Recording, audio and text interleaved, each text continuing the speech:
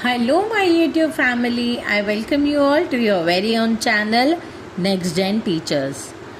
हम कर रहे हैं बीएड फर्स्ट ईयर की तैयारी अंडरस्टैंडिंग ऑफ आईसीटी।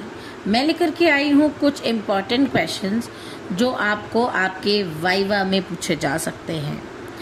तो सबसे पहले मैं आपको सारे क्वेश्चन समझाऊंगी, उसके बाद में किस तरीके से वो क्वेश्चंस पूछे जाएंगे उसकी प्रैक्टिस भी मैं आपको यहीं करवाऊंगी। तो चलिए स्टार्ट करते हैं। हमारा जो पहला क्वेश्चन है, what is ICT?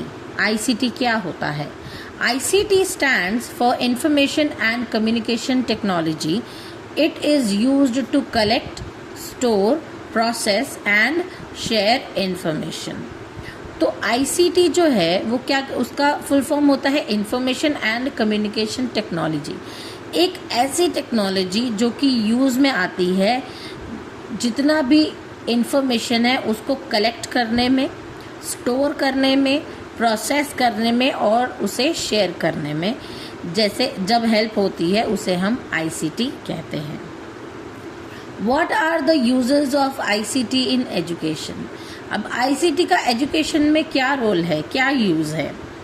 ICT makes teaching interactive, interesting, accessible and learner centered। तो ICT जो है वो टीचिंग की जो प्रोसेस है उसको इंटरैक्टिव बना देता है, इंटरेस्टिंग बनाता है, बच्चों के लिए एक्सेसिबल करता है उसको, और लर्नर सेंटर्ड भी उसे रखता है ताकि बच्चे जो हैं अपना पढ़ाई करते समय इंटरेस्ट जो है वो ना खोएं। Now how is ICT useful for teachers?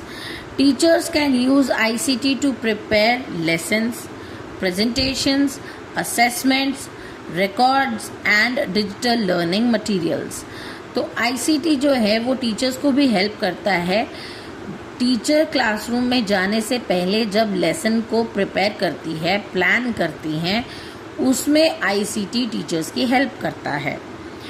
जैसे कि आईसीटी की हेल्प से टीचर्स जो हैं अपना लेसन प्लान कर सकती हैं, किस तरीके से उसे प्रेजेंट करेंगी वो प्लान कर सकती हैं, असेसमेंट किस तरीके से करेंगी और क्या क्या क्वेश्चंस उसमें होंगे वो प्लान कर सकती हैं, अपने रिकॉर्ड के लिए यूज़ कर सकती हैं, और डिजिटल लर्निंग मटेरियल भी वो आईसीटी से जो है ले सकती हैं। What is a computer? Now computer क्या है?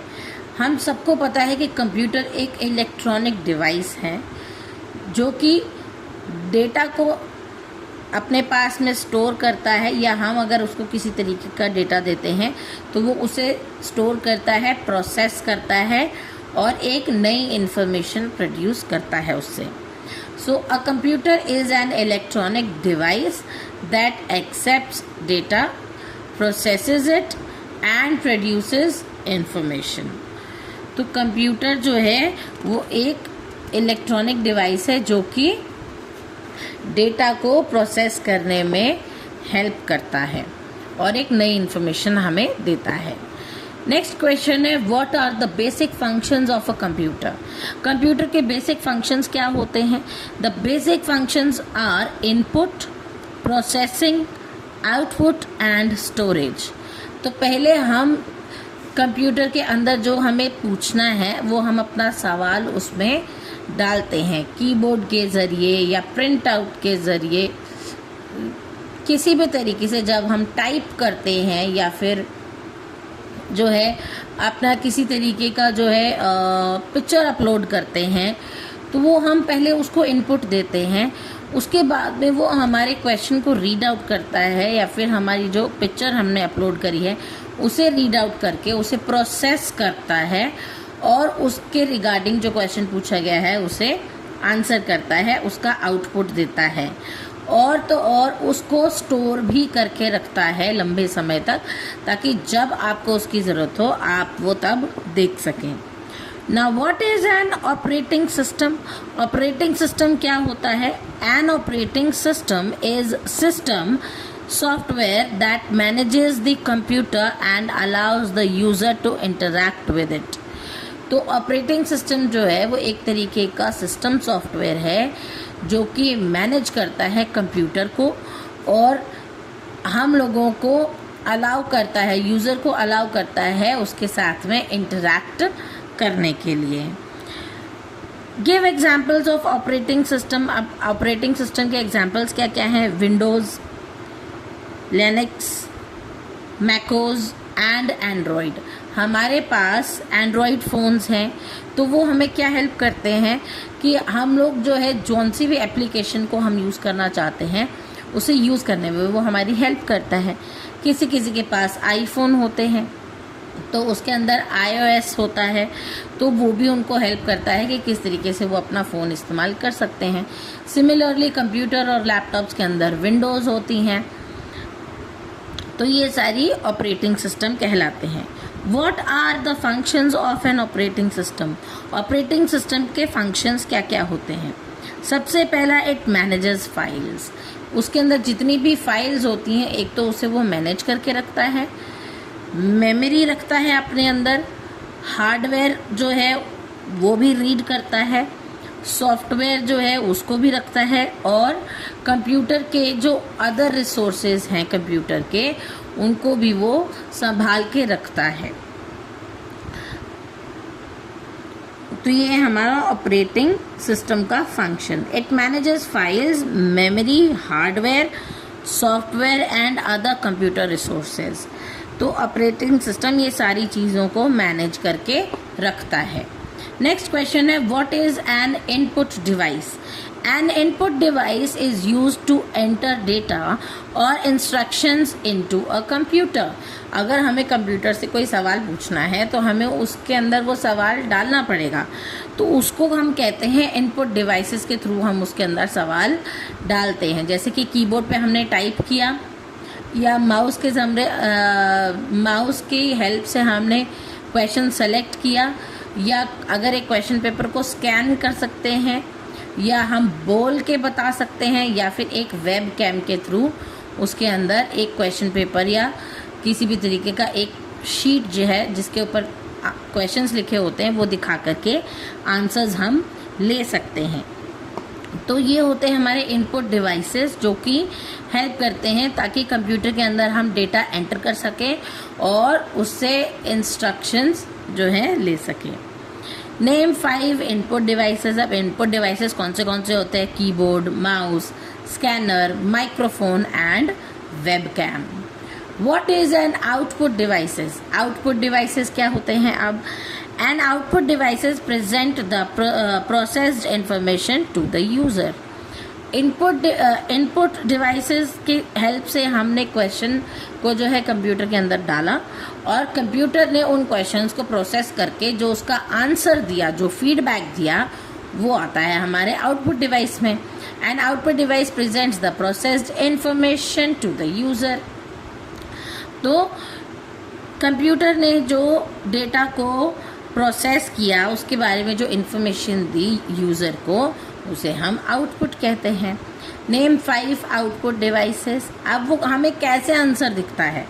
या तो वो मॉनिटर पर लिखा होगा, या प्रिंटर से एक शीट निकलेगी प्रिंट आउट होकर के, या प्रोजेक्टर के ऊपर वो अगर हमने देखना है तो प्रोजेक्टर पे देख सकते हैं। अगर हम स्पीकर का यूज़ कर रहे हैं तो स्पीकर के अंदर जिस तरीके से मैंने बोल करके क्वेश्चन बताया था वैसे ही मुझे सुन कर भी आंसर मिल सकता है, और इसके लिए हेडफोन्स भी यूज़ किए जा सकते हैं। तो ये होती हैं 5 आउटपुट डिवाइसेस। नेक्स्ट है आपका व्हाट इज़ लैन मैन वैन। अब ये क्वेश्चन बहुत कॉमन है और पूछा जाता है कि लैन मैन वैन क्या होता है। ये एक तरीके का नेटवर्क होता है, अलग अलग एरिया के नेटवर्क को अलग अलग नाम दिया गया है यहाँ पर। फॉर एग्जाम्पल पहला जो है लैन, LAN, that is local area network. हमारे जो लोकल एरियाज़ में नेटवर्क आता है उसे हम लैन कहते हैं।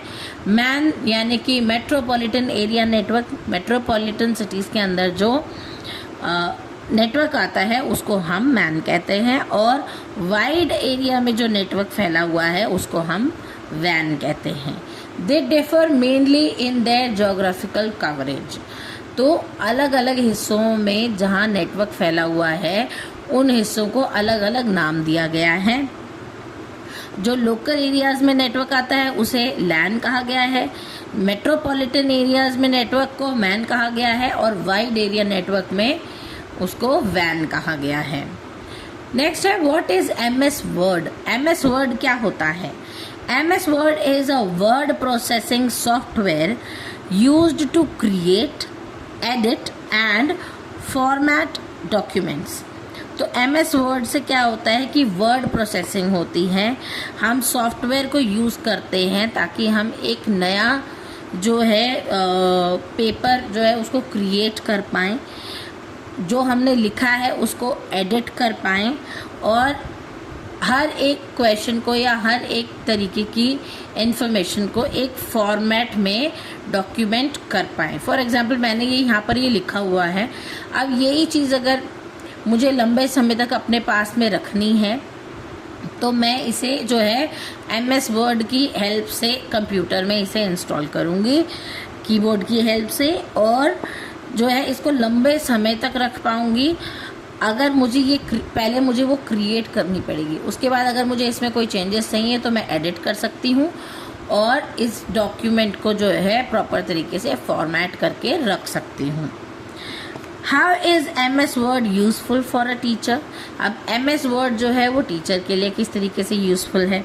अ teacher can use it to prepare lesson plans, question papers, worksheets and other documents. तो हम जो टीचर्स हैं, हम जितने क्वेश्चन पेपर्स बनाते हैं या फिर लेसन प्लान, वर्कशीट्स प्लान करते हैं हम लोग, या और कोई डॉक्यूमेंट जो हम बनाते हैं वो सब हम बनाते हैं MS वर्ड की हेल्प से। Now what is PowerPoint? PowerPoint क्या होता है? PowerPoint is the presentation software used to create slides for teaching and presenting information. तो ये एक तरीके की स्लाइड की तरीके से बना हुआ होता है, उसे हम कहते हैं PowerPoint प्रेजेंटेशन। तो ये एक प्रेजेंटेशन है जो कि एक सॉफ्टवेयर को यूज़ कर करके बनाई जाती है, जिसे हम PowerPoint कहते हैं, और इसके अंदर स्लाइड्स क्रिएट की जाती हैं। यानी कि एक पिक्चर के बाद में उसको स्लाइड अप किया, दूसरी पिक्चर आई, फिर स्लाइड किया, तीसरी पिक्चर आई, तो उसे हम स्लाइड्स कहते हैं। और ये बहुत अच्छे तरीके से यूज़ किया जा सकता है प्रेजेंटेशन के लिए। टीचर जब बच्चों को कोई इन्फॉर्मेशन देती है तो उसकी बेटर प्रेजेंटेशन के लिए, और वो लंबे समय तक बच्चों को याद रहे, इसलिए टीचर जो है PPT भी हम इसे कहते हैं, PowerPoint presentation. What is the difference between animation and transition? अब animation जो है, animation is applied to an object on the slide, while transition is the effect used when moving from one slide to another. Animation क्या है? एक ही page के ऊपर जो है आपने यहीं पर ही सब कुछ ऑब्जेक्ट्स जो हैं वो दिखा दिए। लेकिन ट्रांजिशन क्या है? जैसे मैंने एक ये वाला पेज किया और इसको मैंने स्लाइड कर दिया, शिफ्ट कर दिया, तो वो हमारी ट्रांजिशन हो गई, यानी कि चेंज। ट्रांजिशन का मतलब चेंज, राइट। तो एनिमेशन जो है वो ऑब्जेक्ट्स के ऊपर अप्लाई होता है जो स्लाइड पर ऑलरेडी हैं, और ट्रांजिशन जो है वो एक तरीके का इफ़ेक्ट है जो कि यूज़ किया जाता है स्लाइड्स को एक से दूसरी तरफ शिफ्ट करने के लिए। एक स्लाइड से जैसे दूसरी स्लाइड पर जाने के लिए जब शिफ्ट करते हैं उसे हम ट्रांजिशन कहते हैं। How can PowerPoint be used in teaching. अब PowerPoint टीचिंग में कैसे यूज़ किया जा सकता है? It can present text, pictures, diagrams, audio and videos to make lessons more interesting. तो टीचर जो है वो बच्चों को हमेशा सिर्फ लेक्चर बेस्ड ही नहीं पढ़ाती। जब टीचर ICT का यूज़ करती है तो मेक श्योर करती है कि बच्चों के लिए एक इस तरीके की प्रेजेंटेशन बनाई जाए जिसके अंदर टीचर टेक्स्ट भी यूज़ करे, पिक्चर्स भी यूज़ करे, डायग्राम्स भी यूज़ करे, ऑडियो भी यूज़ करे और वीडियोस भी यूज़ करे, ताकि उनका जो चैप्टर है, उनकी जो नॉलेज है, जो लेसन वो पढ़ाना चाहती हैं वो और ज़्यादा इंटरेस्टिंग हो जाए बच्चों के लिए, और वो उसे लंबे समय तक याद रख पाए बिना किसी ज़्यादा एफर्ट के। नेक्स्ट है हमारा व्हाट इज़ MS एक्सेल। अब MS एक्सेल क्या होता है? MS एक्सेल एक तरीके की स्प्रेडशीट को कहा जाता है। MS Excel is a spreadsheet program use to organise, calculate and analyse data. तो MS एक्सेल के अंदर हम कैलकुलेशन कर सकते हैं, हर एक तरीके का जो डेटा है उसको रख सकते हैं और उसे एनालाइज भी किया जा सकता है MS एक्सेल में। How can Excel be used by teachers? Teachers जो है वो एक्सेल किस तरीके से यूज़ करती हैं? टीचर्स एक्सेल, MS एक्सेल को यूज़ कर सकती हैं अटेंडेंस लेने के लिए, बच्चों के मार्क्स जो हैं उसको टैली करने के लिए, ग्रेड्स बताने के लिए और स्टूडेंट्स का जो रिकॉर्ड है उसको अपने पास रखने के लिए एक्सेल का यूज़ करती हैं। What is multimedia? Now multimedia क्या है? Multimedia is the combination of text, image, audio, videos and animation to present information. Multimedia एक इस तरीके का कॉम्बिनेशन है जिसके अंदर लिखा हुआ भी, इमेजेस भी, ऑडियो भी, वीडियो भी और एनिमेशन भी, जो ये सारी चीज़ें जो है प्रेजेंट की जाती हैं एक इंफॉर्मेशन देने के लिए। What are the components of multimedia? अब मल्टीमीडिया के कंपोनेंट्स क्या हैं? इसके अंदर टेक्स्ट होता है, ग्राफिक्स होते हैं, इमेजेस होती हैं, ऑडियो, वीडियो एंड एनिमेशन होती है, जैसा कि मैंने आपको पहले बताया। यही इसके कंपोनेंट्स हैं। अब जब हम इतनी सारी चीज़ें कंप्यूटर में यूज़ करते हैं तो हमें ये भी ध्यान रखना होता है कि कंप्यूटर के अंदर जो है वो वायरसेस ना आए। वायरस कंप्यूटर में नहीं आना चाहिए। What is a computer virus? ये क्या होता है? A computer virus is a harmful program that can damage or disrupt computer systems and data. तो कंप्यूटर के अंदर अगर एक हार्मफुल प्रोग्राम आ जाता है जिसे कि हम कंप्यूटर वायरस कहते हैं, तो वो क्या कर सकता है? वो कंप्यूटर सिस्टम के अंदर जितना भी डेटा है उसे डैमेज कर सकता है, डिसरप्ट कर सकता है और उसके फंक्शन में भी प्रॉब्लम आ सकती है। तो a computer viruses is a harmful program that can damage or disrupt computer system and data. How can you protect a computer from viruses? अब हम कंप्यूटर को वायरसेस से किस तरीके से बचा सकते हैं? सबसे पहले तो use updated antivirus software, keep the system updated and avoid suspicious files and links. तो सबसे पहले तो कि एंटीवायरस सॉफ्टवेयर जो है वो हमें अपने कंप्यूटर में अपडेट रखना चाहिए। ठीक है, अपने सिस्टम को अपडेट रखना चाहिए ताकि कोई भी सस्पिशियस तरीके की फाइल और जो लिंक्स आते हैं उसको टोटली अवॉइड करना चाहिए ताकि किसी भी तरीके का वायरस जो है वो हमारे कंप्यूटर में एंटर ना हो पाए। What is the internet? अब इंटरनेट क्या होता है? इंटरनेट एक तरीके का नेटवर्क है जिसकी वजह से हम सब एक दूसरे के साथ में जुड़े हुए हैं। The internet is a global network of interconnected computers and devices used to share information and communicate. हम एक दूसरे से बात कर पा रहे हैं, आप मेरी वीडियोस देख पा रहे हैं, इन्फॉर्मेशन ले पा रहे हैं। अगर आपका कोई डाउट होता है तो आप कमेंट सेक्शन में वो ड्रॉप करते हैं। तो ये हमारा एक तरीके का कम्युनिकेशन भी हो रहा है और मैं आपको जो इन्फॉर्मेशन है वो भी आपके साथ शेयर कर रही हूँ, प्रोवाइड कर रही हूँ आपको। तो ये किसकी वजह से हो रहा है? ये हो रहा है सिर्फ एक ग्लोबल नेटवर्क की वजह से जो कि है इंटरनेट, राइट। नेक्स्ट क्वेश्चन है हमारा, व्हाट इज वेब ब्राउज़र? अब वेब ब्राउज़र क्या होता है? A web browser is software used to access websites on the internet, for example Chrome, Firefox, Edge। तो वेब ब्राउज़र जो है वो एक तरीके का सॉफ्टवेयर है जो कि बाकी सारी वेबसाइट्स को इंटरनेट के थ्रू चलाता है हमारे कंप्यूटर में। What is a search engine? अब सर्च इंजन क्या होता है? A search engine helps us find information on the internet। For example हमें कोई भी सवाल का जवाब चाहिए होता है तो हम सबसे पहले गूगल खोलते हैं, राइट। तो गूगल क्या है? हमारा एक तरीके का सर्च इंजन है जहाँ से हमें हमारे सारे सवालों के जवाब मिल जाते हैं। What is the difference between a browser and a search engine? अब ब्राउज़र और सर्च इंजन में क्या डिफरेंस होता है? A browser accesses websites while a search engine helps us find information on the web. Browser जो है इस तरीके की सारी वेबसाइट्स को जो है एक्सेस करने में हेल्प करता है, और सर्च इंजन जो है वो हमारे सवालों के जवाब जो वेबसाइट हमें देती है उसको चलाने में हेल्प करता है, राइट। तो ब्राउज़र को एक्सेस करता है, वेबसाइट्स को एक्सेस करता है ब्राउज़र, और सर्च इंजन को एक्सेस करता है या उसे चलाने में हेल्प करता है, इंफॉर्मेशन देने में हेल्प करता है हमारा वेब यानी कि हमारी websites. What is www? Now www stands for World Wide Web.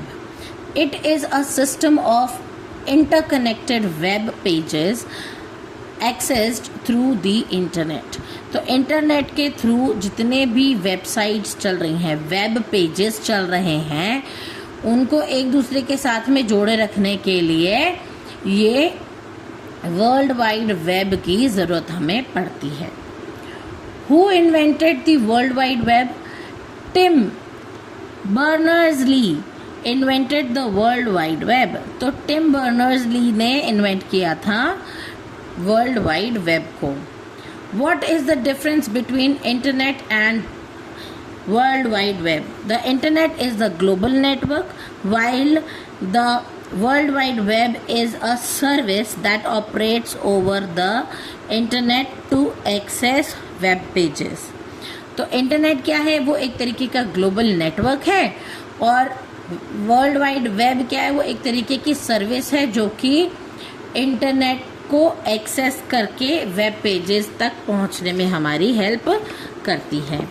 Next question है, व्हाट इज़ अ वेबसाइट? अब वेबसाइट क्या होती है?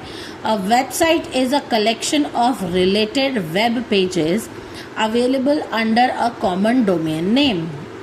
तो वेबसाइट क्या होती है? एक तरीके की कलेक्शन होती है वेब पेजेस की, जिसके अंदर अगर हम किसी तरीके का कोई जानकारी अगर हम लेना चाहते हैं तो हमें वो एग्जैक्टली वही पेज खोल करके दिखाएगा जिस पर वो जानकारी होगी। फॉर एग्जांपल, मेरे पास में इंटरनेट का यूज़ करके मैं ये नोटबुक खोलना चाहती हूँ, इट्स एन एग्जाम्पल। तो मुझे कैसे पता चलेगा कि मैं जो ढूंढ रही हूँ क्वेश्चन वो किस पेज पर है?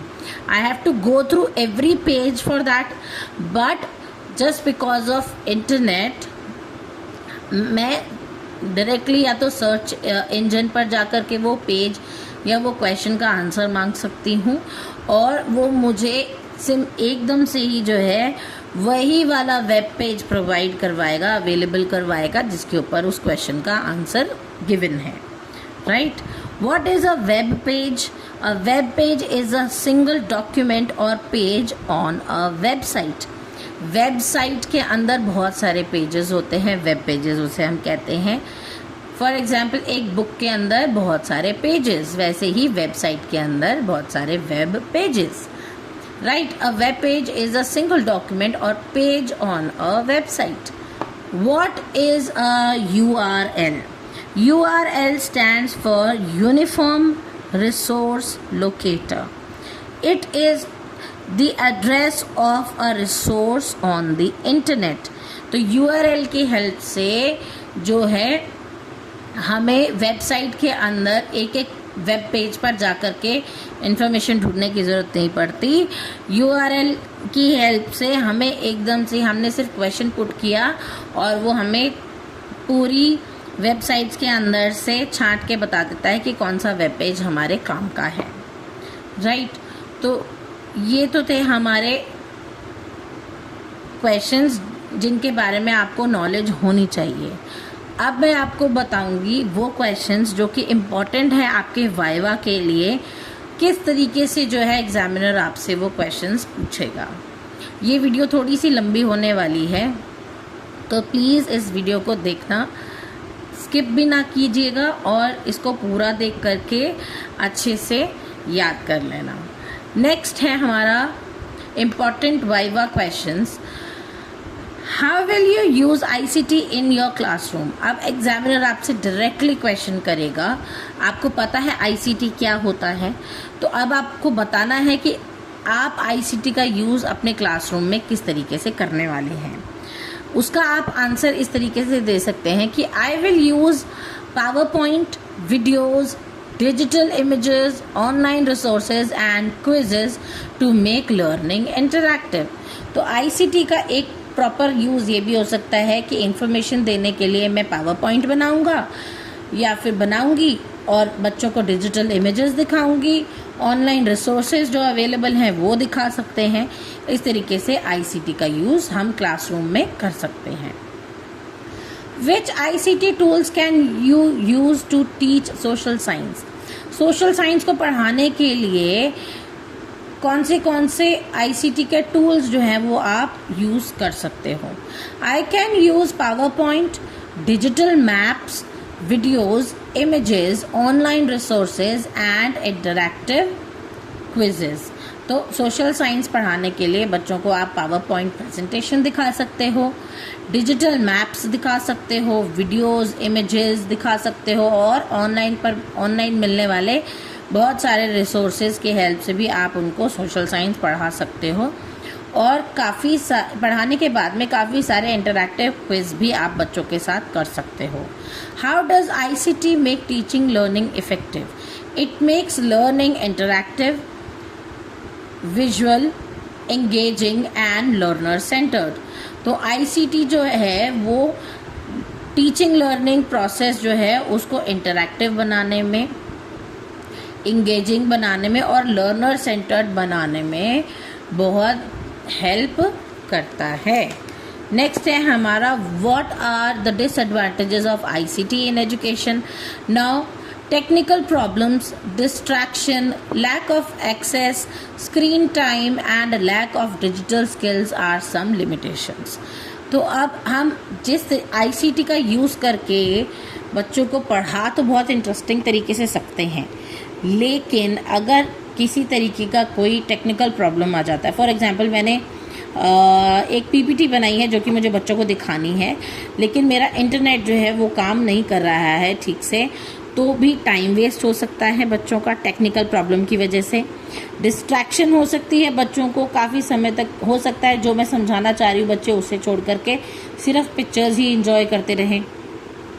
लैक ऑफ एक्सेस, ज़रूरी नहीं कि सभी को जो है ICT का एक्सेस मिल सके। कई बार स्क्रीन टाइम भी जो है वो इतना ज़्यादा हो जाता है कि बच्चों को हम इतनी देर स्क्रीन के आगे नहीं बिठाना प्रेफर करते। और लैक ऑफ डिजिटल स्किल्स, कई बार टीचर को ही जो है कंप्यूटर का इतना अच्छा यूज़ करना नहीं आता कि वो बच्चों को ICT का यूज़ करके जो है नॉलेज या इंफॉर्मेशन प्रोवाइड करवा सके। Can ICT replace a teacher? No, ICT supports the teacher but can not replace the teacher's guidance, motivation and understanding of students. ICT जो है वो सिर्फ इंफॉर्मेशन दे सकता है और टीचर को जो है हेल्प कर सकता है, टीचर को रिप्लेस बिल्कुल नहीं कर सकता, क्योंकि टीचर जो है वो गाइडेंस भी देती है बच्चों को, मोटिवेट भी करती है और बच्चों को समझने में अपनी जो है पूरी कोशिश करती है। What is the role of a teacher in an ICT-enabled classroom? The teacher acts as a facilitator, guide and organizer of learning। तो टीचर जो है एक ICT-enabled classroom के अंदर लेक्चरार नहीं होती, बल्कि एक फैसिलिटेटर होती है, बच्चों को फैसिलिटी प्रोवाइड करवाती है। फॉर एग्जाम्पल जैसे मैंने आपको बताया अभी कि टीचर जो है PPT के थ्रू बच्चों को इन्फॉर्मेशन प्रोवाइड करवा सकती है, उनको गाइड करती है बच्चों को कि किस तरीके से वो ICT का यूज़ कर सकते हैं और लर्निंग को जो है अच्छे तरीके से ऑर्गेनाइज कर सकती है teacher. Why is ICT important for a BEd student? It helps future teachers use technology effectively in teaching, learning and assessment.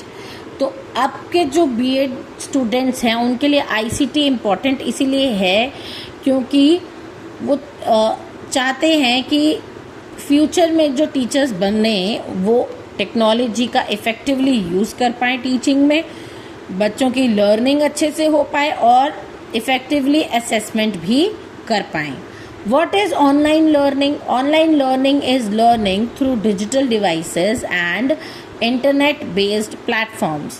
तो ऑनलाइन लर्निंग क्या होती है, जैसे कि अभी आप कर रहे हैं, मैंने आपको एक वीडियो बना करके प्रोवाइड की है और आप उस वीडियो को गो थ्रू करते हैं तो आपको इन्फॉर्मेशन भी मिलती है और आपको जो भी नॉलेज इस चीज़ से मिल रही है वो आपकी एक तरीके से ऑनलाइन लर्निंग ही हो रही है। What is digital learning? Digital learning क्या है? Digital learning is learning through digital technologies and electronic resources. तो digital learning क्या है? एक तरीके की लर्निंग है जो कि डिजिटल टेक्नोलॉजीज के थ्रू और इलेक्ट्रॉनिक रिसोर्सेज के थ्रू की जा सकती है। नेक्स्ट है what is e learning. E learning क्या होती है? Now e-learning जो है it means learning through electronic and digital technologies usually using computers or the internet। तो e-learning किस तरीके से होती है? अभी जो आप कर रहे हो वो भी एक तरीके की e-learning ही है। e-learning का मतलब है electronic learning। E-learning means learning through electronic and digital technologies usually using computers or the internet। आप इंटरनेट की सहायता से आप ये वीडियो जो है अपने फ़ोन पर भी देख सकते हैं और इन्फॉर्मेशन ले सकते हैं। लर्निंग की प्रोसेस यहाँ से हो सकती है आपकी, राइट? इसको हम ई लर्निंग कहते हैं। What is the importance of ICT for students. Students के लिए ICT की क्या इम्पोर्टेंस है? ICT gives students easy access to information, interactive learning and opportunities for self learning। तो ICT जो है वो बच्चों को एक तो easy access इसका मिल जाता है इंफॉर्मेशन के लिए कि बच्चे फ़ोन का या कंप्यूटर का यूज़ करके, इंटरनेट का यूज़ करके आसानी से अपने क्वेश्चंस जो हैं वो पूछ सकते हैं और उनके आंसर्स उनको मिल सकते हैं। तो इन्फॉर्मेशन बेसिकली उनको प्रोवाइड हो जाती है। और तो और बच्चे यहाँ पर जो है अलग अलग वीडियोस देख करके, लेक्चर्स सुन करके या फिर किसी तरीके की एनिमेशन देख करके, PPT देख करके जो है लर्निंग को इंटरैक्टिव भी अपने लिए बना सकते हैं और बच्चों को सेल्फ लर्निंग की अपॉर्चुनिटी भी यहीं पर मिलती है। अगर बच्चा खुद से इच्छुक है कुछ पढ़ने का तो बच्चा वही चीज़ सर्च करेगा और उसके बारे में इंफॉर्मेशन जो है वो ग्रैब करेगा। तो इसीलिए ICT जो है वो स्टूडेंट्स के लिए भी बहुत ज़रूरी होती है। तो ये था आपका अंडरस्टैंडिंग ऑफ ICT। इसी तरीके से एग्जामिनर्स जो हैं वो आपका वाइवा ले सकते हैं। आई होप आपको मेरी वीडियो अच्छी लगी होगी। अगर आपको मेरी वीडियो अच्छी लगी है तो please do like, share it with your friends. अच्छे अच्छे कमेंट्स करके मुझे मोटिवेट करना ना भूलें और आने वाली और इम्पोर्टेंट वीडियोस के लिए मेरा चैनल सब्सक्राइब ज़रूर कर लें। मिलते हैं अगली वीडियो में, तब तक के लिए थैंक यू।